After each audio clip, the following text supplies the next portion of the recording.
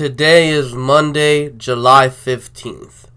And if you guys don't know what happens today, well, today is the deadline that the Texans and Clowney had to reach an agreement on a long-term contract. Meaning, Clowney is going to play the season on the franchise tag. And Texans fans everywhere are freaking out for no reason. I guess I kind of get it. The Texans aren't a team that typically use a franchise tag. I think they've only used the franchise tag one other time in franchise history. So, them giving it to Clowney is kind of something they don't often do. First time they've done it in a very long time. So, I get it. Fans are freaking out, but look at the franchise tag as a one-year deal. That's all it really is. And yes, Clowney is holding out throughout the offseason. That is typical franchise tag player procedure. There is no reason to freak out about Jadeveon Clowney not going to OTAs, not going to training camp. There is no reason to freak out about that. I've seen people panicking. There was this article, Brendan Scarlett's getting all of Clowney's reps. And then people were freaking out, acting like if Clowney's not going to show up for the season. Clowney is showing up week 1. I can guarantee you that.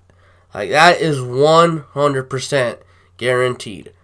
Clowney isn't going to hold out the whole season because holding out the whole season isn't doing Clowney any favors, because he holds out, then he misses out on a bunch of money. So Clowney's not going to hold out for the season. He's going to show up week 1 ready to go, and believe me, he's going to be ready to go, because I've seen Clowney's Instagram posts.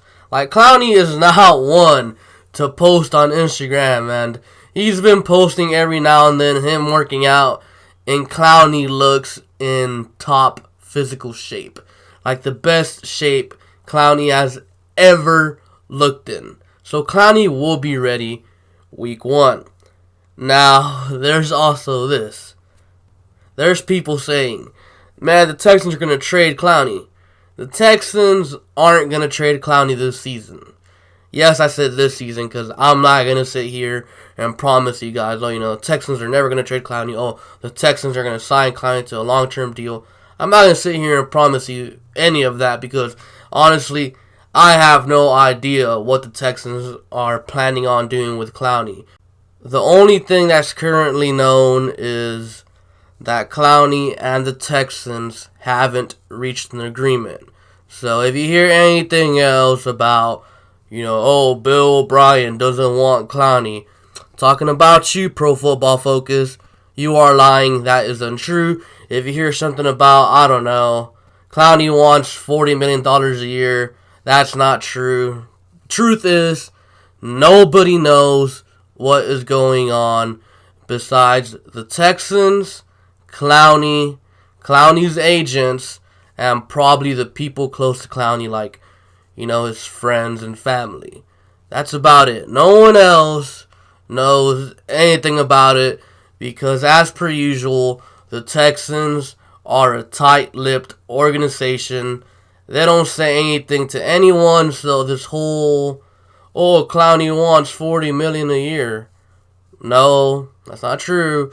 Bill O'Brien doesn't like Clowney. No, that's not true either. Don't believe anything unless it comes from Clowney himself, Clowney's agent, or the Texans. Yeah, I just felt like I had to say that because of that Pro Football Focus article that came out, a couple weeks ago, maybe about a week ago. Pretty much saying that O'Brien hates Clowney, Brian Gaine wanted to sign Clowney, but Bill O'Brien didn't. And to me, that article, you know what it sounds like? That article sounds like one of Brian Gaine's peoples went over to Mike Florio over there on Pro Football Talk, and he just told him, Brian Gain wanted Jadeveon Clowney. It's Bill O'Brien the one that doesn't want to sign him. Why? To make Brian Gain look good so Brian Gain gets a job. And I mean, I get it, I guess, but yeah, that article felt so untrue to me. But, let's just move on and keep talking about Clowney. So, what happens now?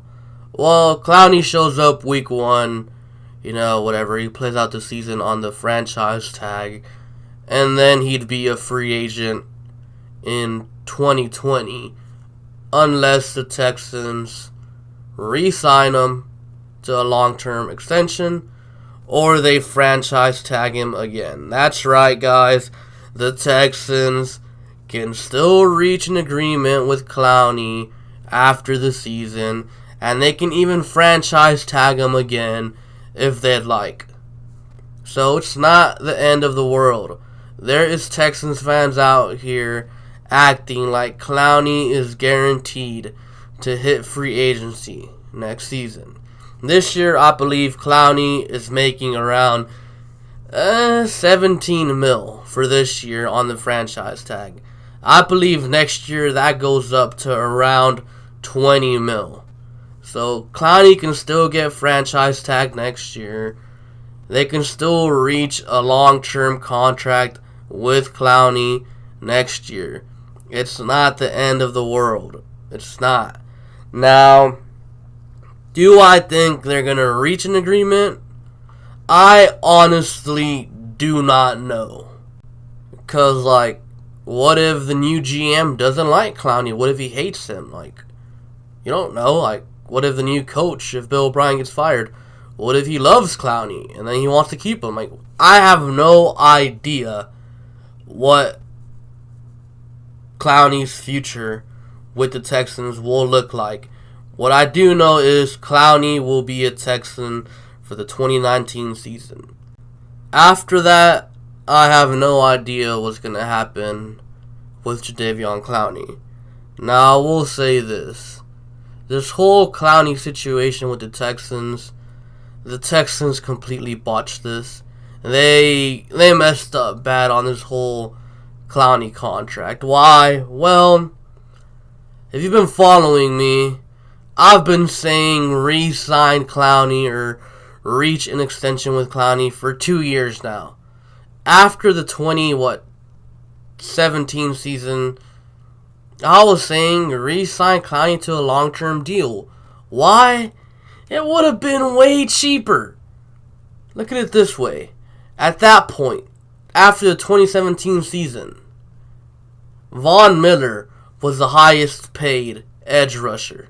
He was getting around 18 mil a year. Clowney, at that point, he probably would have got 18.5 mil a year, 19 mil a year. But nope, you know what happens? The Texans decide to wait. So what happens? Aaron Donald gets paid. Khalil Mack get paid. They both get around 22 mil a year. And guess what? The Texans still decide to wait even longer. And what happens in between the time Mack got signed and now?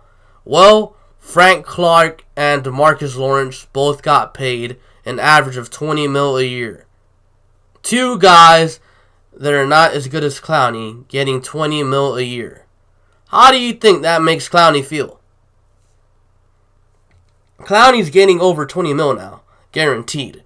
And the way Clowney's been looking this offseason, I've seen his Instagram posts, like I said earlier in this video. Not only that, Jadeveon Clowney has been working with pass rush specialists such as Julius Peppers, Robert Mathis, and other, former players that have done it before. Jadeveon Clowney has been attending, these type of camps. Jadeveon Clowney has been working on his pass rushing skills this offseason. And I've said it time and time again. And I'm pretty sure you hear it everywhere. And pretty sure everyone knows this. Jadeveon Clowney is probably the best run stopper in the league. Where he's lacking is his pass rushing ability. If Clowney develops as a pass rusher this year, and he's working on it, it's everywhere. Everywhere you look, you see Clowney working with whoever. You see Clowney working out. Clowney is working out. He's out to prove the Texans wrong. So if Clowney comes back this year and he dominates the way I think he's going to dominate, because I think this year Clowney is going to go off and Clowney is going to win Defensive Player of the Year. I legitimately believe that. I'm not saying this because, I'm a Texans fan. I'm saying this because I'm a Houston fan. And Clowney winning Defensive Player of the Year would be the most Houston thing to ever happen. Because, Texans are like, I'm not going to pay you. And then Clowney comes out, balls out, wins Defensive Player of the Year.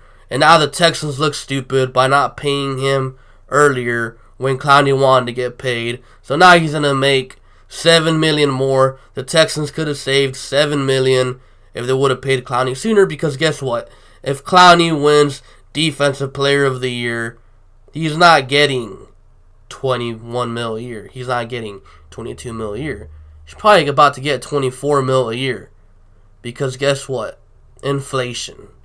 Prices for players go up all the time. Doesn't matter if you're better than Mac or Donald. Doesn't matter if you're better than Watt.